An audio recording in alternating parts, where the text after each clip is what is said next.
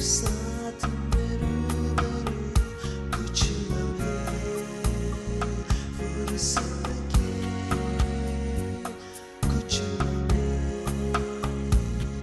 फुर्सत के। नाज़रीन, मैं मंजूश्री कुछ लम्हे फुर्सत के साथ एक बार फिर हाजिर हूँ। आदाब कबूल कीजिए। ज़िंदगी के कई रंग होते हैं, कई रूप होते हैं।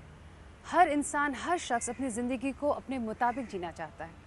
अक्सर ऐसा नहीं हो पाता है, लेकिन आज जिस शख्सियत के साथ हम आपकी मुलाकात करवाने जा रहे हैं, उन्होंने अपनी ज़िंदगी को अपने मुताबिक जिया है, अपने रंग के हिसाब से जिया है, अपना एक रूप दिया है, एक नया रंग दिया है।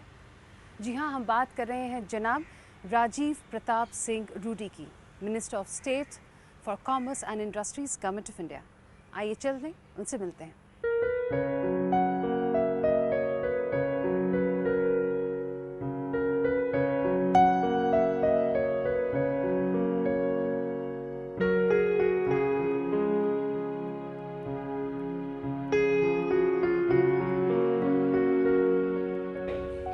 नाजरीन, एक बार फिर हम हाजिर हैं आपके साथ एक नए मेहमान के साथ, जनाब राजीव प्रताप सिंह रूडी।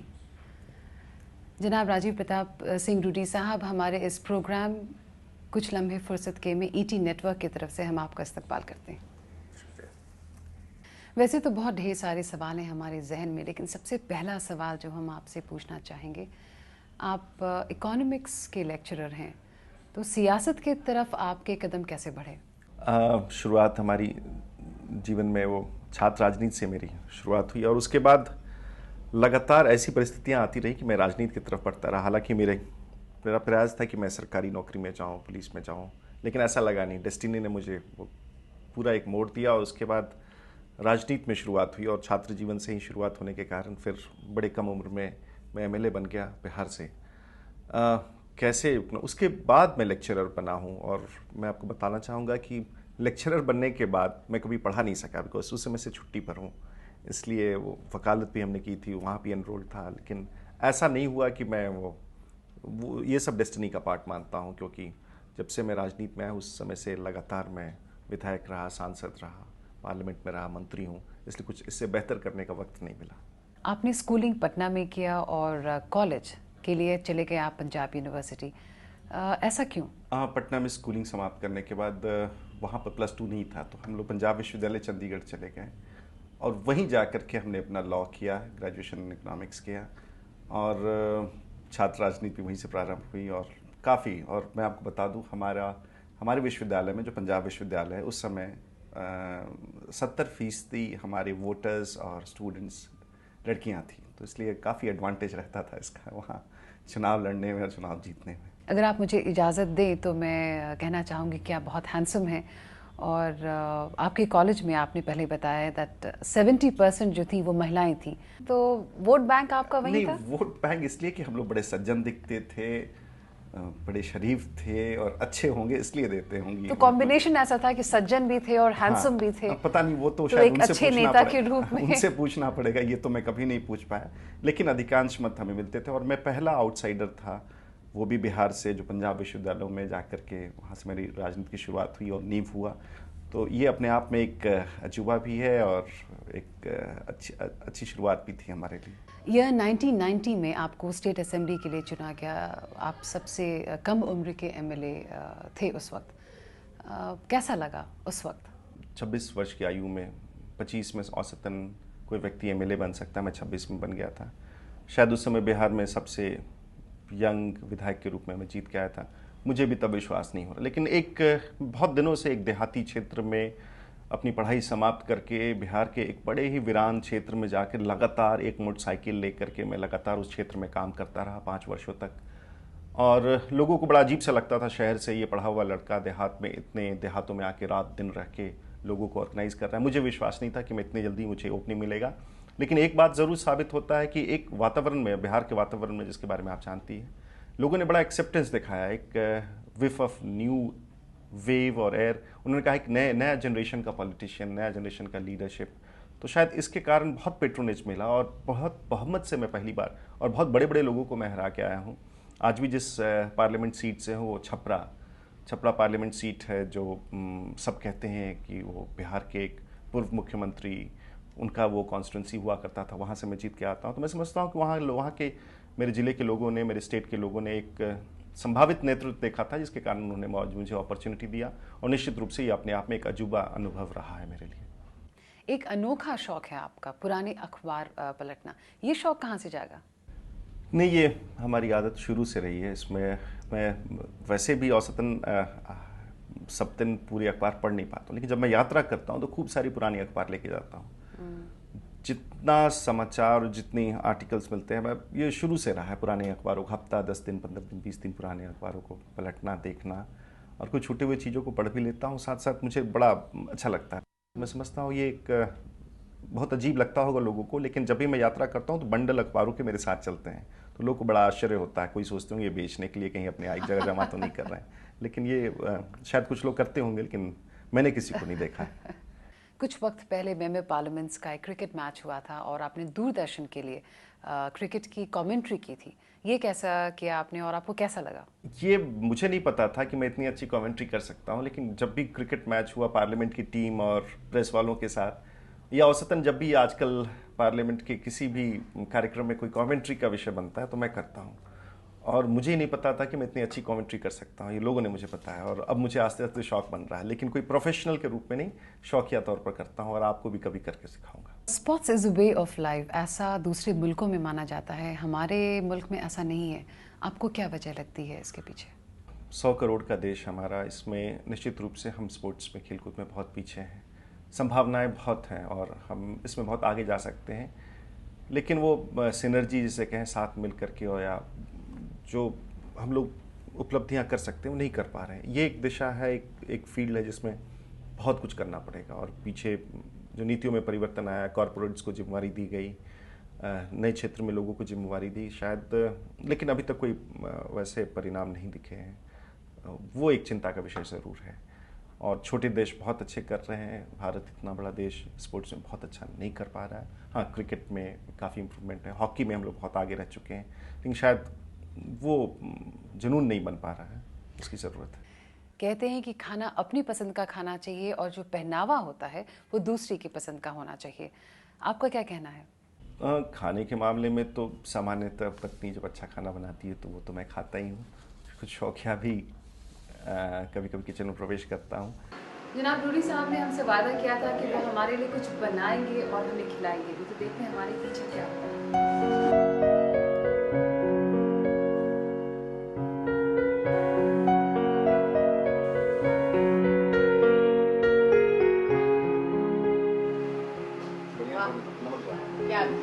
बहुत कपड़ों के मामले में जो लोगों को है, मैं सामान्यतः शुरू से ऐसे ही कपड़े पहनता था। दिल्ली में फैब इंडिया है, मैं फैब इंडिया के कपड़े नहीं पहनता हूँ। हमारा पटना में एक टेलर है, वो नदीम, वो शुरू से वो बनाता है, और मैं समझता हूँ कि पिछले 20 वर्षों से मैं उससे कपड़े बनवा रहा हूँ। कॉटन के और अच्छी स्टिचिंग उनकी, और अच्छे कपड़े पटने में मिलते हैं, तो शायद वहीं से लाता हूँ, या देश में कहीं कहीं जाता हूँ तो कपड़े कुछ उठा लेता हूँ। हमने सुना है कि आपको इंग्लिश एक्शन फिल्म देखने का बहुत शौक है। हिंदी फिल्मों में कौन सी ऐसी वो फिल्म है जो आपको बहुत अच्छी लगी? और हमें ये भी बताइए कि आपको आपकी सबसे पसंदीदा हीरोइन कौन सी हैं? हिंदी फिल्म तो मैं कम ही देखता हूँ, बट कभी कभी देखने का मौका मिलता है। ये देखता हूँ, जैसे वो प्रीति जिंटा की पिक्चरें अभी आ रही हैं, और जैसे एक पीछे कहो ना प्यार है, या ऋतिक रोशन की पिक्चरें। मतलब ऐसा नहीं कि मैं बहुत फैंसी करता हूँ, लेकिन जब मौका मिलता है तो खूब देखता हूँ। अब शायद देखने का उतना मज़ा ना है, लेकिन वो पुरानी पिक्चरों में पुराने गाने सुनने के बड़े शौक हैं। जितने पुराने गीत हैं, और आजकल ब्रायन सैलिस के म्यूज़िक पता नहीं, बहुत सामान्य बहुतों को लगेगा, लेकिन मुझे बहुत पसंद है। कोई ऐसा गाना जो आपको बहुत ही अच्छा लगता हो और आपको लगे कि वो गाना आपके जीवन से किसी भी तरह से कनेक्टेड हो? कई हैं पुराने, पता नहीं आप तुमने किसी की जान को जाते हुए देखा, देखो मुझसे रूठ कर मेरी जान जा रही है, ऐसा कभी हुआ था? एक हंसी शाम को दिल मेरा खो गया। बहुत सारे गाने हैं। अब आपको, मुझे गाना नहीं आता, सुनना खूब आता है। आंखों ही आंखों में इशारा हो गया, और जीने का सहारा। बहुत सारे। अब मुझे एम्बैरस कर रही हैं। आपकी ज़िंदगी का कोई ऐसा खुशनुमा वाक़या आप हमारे नाज़रीन को बताना चाहेंगे? बहुत सारे हुए हैं, लेकिन एक हुआ था ठीक 1 वर्ष पहले, आज से लगभग 1 वर्ष 10 दिन पहले, जब मैं पार्लियामेंट से घर लौटा और एक फ़ोन बजा। तो उस फ़ोन में किसी ने कहा कि अडवाणी जी आपसे बात करना चाहते हैं। तो औसतन आज तक उन्होंने मुझसे कभी बात नहीं किया था फ़ोन से। तो मैंने फ़ोन पर उनसे संपर्क किया और उन्होंने मुझे कहा कि आप कल कहाँ जा रहे हैं? तो मैंने कहा सर मैं बाहर जा रहा हूँ। तो उन्होंने सिर्फ ये कहा कि कल आपको रुकना पड़ सकता है। तो इससे पहले कि मैं पूछूं कि क्यों रुकना पड़ सकता है, उन्होंने कहा कि मैंने कहा थैंक यू सर, और मैं बहुत खुश हुआ कि मुझे पता है कि मुझे अगले दिन शपथ लेने जाना था। तो ये हाल फिलहाल की एक वर्णन था जिसकी मुझे कतई बहुत दूर दूर तक उम्मीद नहीं थी।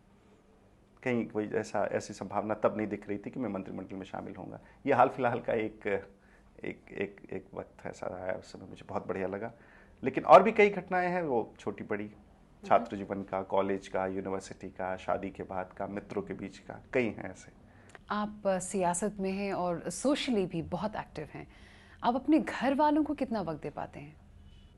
ये मैं समझता हूँ कि बहुत कठिन है, क्योंकि थोड़ी कम उम्र में कुछ हम डेस्टिनी ने या फिर किस्मत ने हमें कुछ समय वक्त से ज़्यादा दिया है। इसके कारण हमेशा उस स्थिति को बनाए रखने के लिए राजनीति में हम कुछ ज़्यादा एफर्ट करते हैं, और इसके कारण वो फैमिली में जितना वक्त देना है वो निश्चित रूप से हम दे नहीं पाते हैं, जिसका नुकसान पता नहीं क्या है। लेकिन मैं समझाने की कोशिश करता हूँ अपनी पत्नी को, अपने बच्चों को, घर वालों को कि शायद अभी मेहनत कर ले, शायद बाद में वक्त मिलेगा, हम लोग साथ बैठेंगे। आपको ये लगता कठिन है कि वो आपको पूरी तरह से साथ देती हैं? हाँ, इस संदर्भ में तो बिल्कुल ही, मेरी पत्नी हो, बच्चे हों, घर वाले हों, मेरी माँ हो, सब लोगों का काफ़ी सहयोग रहता है इसमें। आपकी बीवी नीलम, मोहतरमा नीलम आपकी पसंद की हैं या उनको पसंद किया आपके वालिद या आपकी अम्मी जान ने? नहीं, पसंद तो मैंने खुद कर लिया, लेकिन उसके बाद बाकी लोगों ने भी पसंद कर लिया। तो वैसा इनके पेरेंट्स आकर के मेरे पेरेंट्स से मिले, लेकिन हमारी मुलाकात हुई थी और मैंने प्रपोज किया था। कहते हैं शरीके हयात इंसान की तरक्की में बहुत मायने रखते हैं। आप मिले, एक दूसरे को थोड़ी देर के लिए जाना और शादी बहुत जल्दी कर ली। आपने इनमें ऐसा क्या देखा?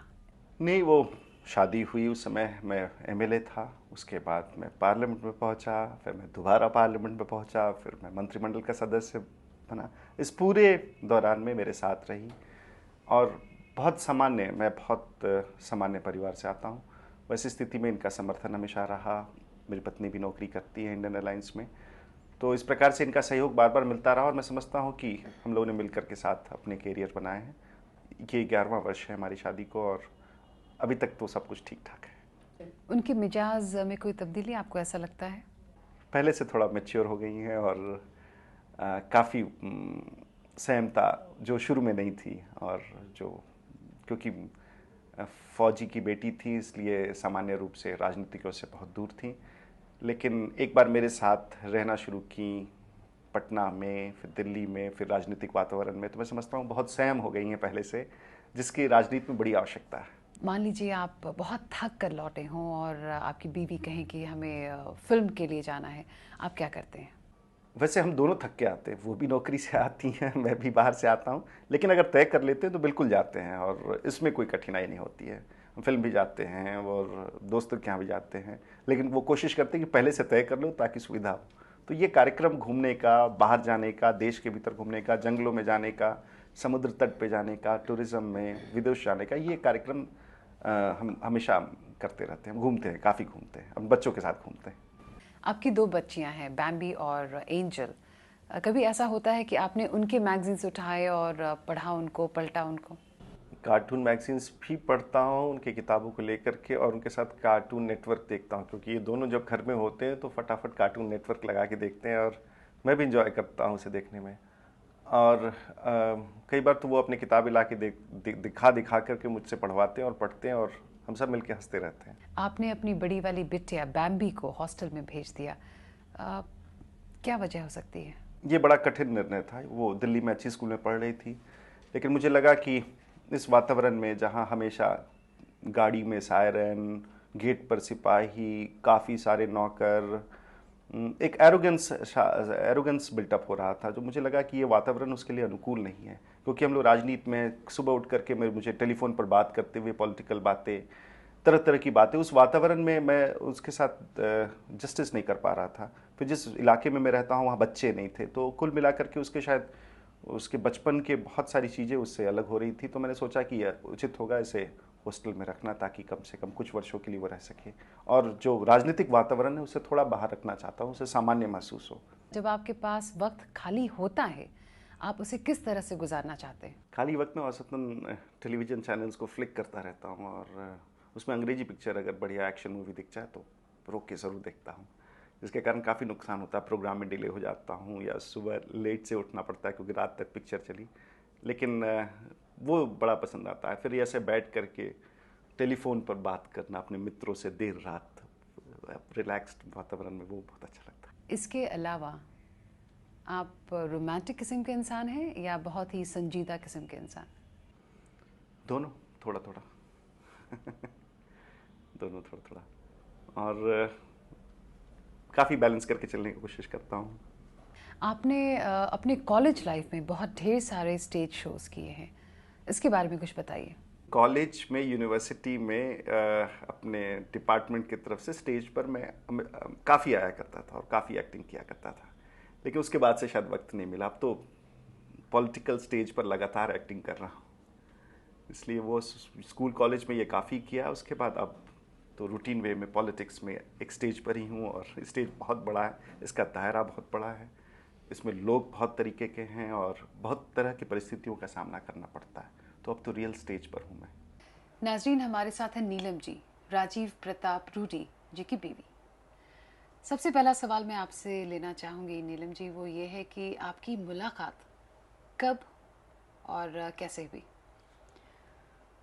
मैं जब फ्लाइंग करती थी उस दौरान में एक मेरी सहेली हुआ करती थी, हम दोनों इकट्ठे एक घर में रहा करते थे, और मुझे एक ही साल हुआ था अभी फ्लाइंग करते हुए। तो एक दिन अचानक जब रूडी हमारे घर में आए तो उन्होंने पूछा कि शिवी कहाँ है। तो मैं तो उनको जानती नहीं थी, ना मुझे खबर थी कि वो कोई हमसे मिलने आने वाले हैं। तो मैंने उनको कहा कि वो अभी भी फ़्लाइट पे हैं। तो वो एक छोटा सा नोट लिख के हमारे लिए मतलब अपनी मेरी फ्रेंड के लिए लिख के चले गए, जो मैंने उनको, जब वो मेरी फ्रेंड आई तो मैंने उनको दे दिया। फिर एक और ऐसी बार हुआ कि कोई 3-4 दिन के बाद वो फिर आए और मैं फिर घर पे थी और मेरी फ्रेंड फिर फ्लाइट पे थी, तो उन्होंने एक और बार एक और ख़त लिखा। और तीसरी बार ऐसा हुआ कि फिर हम दोनों ने मतलब हम भी थे, मेरी फ्रेंड भी थी घर पे, तो हमारी मुलाकात फिर सही मायने में तो तीसरी बार हुई, क्योंकि पहली 2 बार तो वो सिर्फ एक खत लिख के मेरी फ्रेंड के लिए चले जाते थे। सो उसके बाद 20 दिन के लिए मैं कहीं छुट्टी पे चली गई, तो आपस में बहुत जान पहचान नहीं हुई थी। फिर जब मैं वापस आई, दिस वाज इन दिसंबर, तो फिर उसके बाद उन्होंने मेरे से मतलब और ज़्यादा खुल के बातचीत करना शुरू किया। और इसी दौरान में उन्होंने सीधे ही हमसे पूछ लिया कि हम शादी करना चाहते हैं और आप करना चाहेंगे कि नहीं। So it was quite bolt on the blue, but ये सब हुआ तो 2-2.5 महीने के बीच में, और 2-2.5 महीने के बाद मैं इनकी बीवी हो गई थी। हर लड़की अपने शौहर के बारे में सोचती है, उसका शौहर कैसा होगा, किस प्रोफेशन में होगा। आपने कभी सोचा आपके शौहर एक पॉलिटिशियन होंगे? नहीं, कभी नहीं। पॉलिटिशियन की तो नहीं। ये आप आम सुनने में तो नहीं आता है कि लड़कियां पॉलिटिशियन से शादी करती हैं। मैंने ये जोखिम लिया। नीलम जी, आप हमारे प्रोग्राम में आई, बहुत सारी ख़ास बातें हम लोगों को बताएं, इसके लिए बहुत बहुत शुक्रिया। शुक्रिया। आप नौजवानों की खिदमत किस तरह से कर सकेंगे, एज पॉलिटिशियन और एज अ लेक्चरर? नहीं, वैसे भी अगर मैं चुनाव जीतता नहीं या फिर मंत्री नहीं बनता, तो ऐसी परिस्थिति में अगर राजनीति में नहीं होता तो कुछ और करता। लेकिन मेरा लगाव शुरू से ही नौजवानों के प्रति रहा है। खुद भी छात्र राजनीति से बाहर आया हूँ, नौजवानों से सीधा संपर्क रखता हूँ। मैं समझता हूँ कि आज के जीवन में भी, और कम से कम इस पीढ़ी के लिए, ये तो प्रदर्शन ज़रूर करता हूँ कि नए लोगों को, अच्छे लोगों को राजनीति में आना चाहिए। और शायद मैं एक बहाना बनूंगा बहुत लोगों के लिए, क्योंकि जो प्रोफेशनल ढंग से लोग पॉलिटिक्स में आते हैं, जिनके खानदान में कुछ लोग हों, वैसी मेरी स्थिति नहीं थी। मैं बिल्कुल अपने पाँव पर अपनी राजनीतिक सियासत का एक रास्ता ढूंढ करके फिर मैं इसमें आया हूँ। तो मैं समझता हूँ आप बहुत नौजवानों के लिए एक प्रेरणा है, एक प्रमोशन है।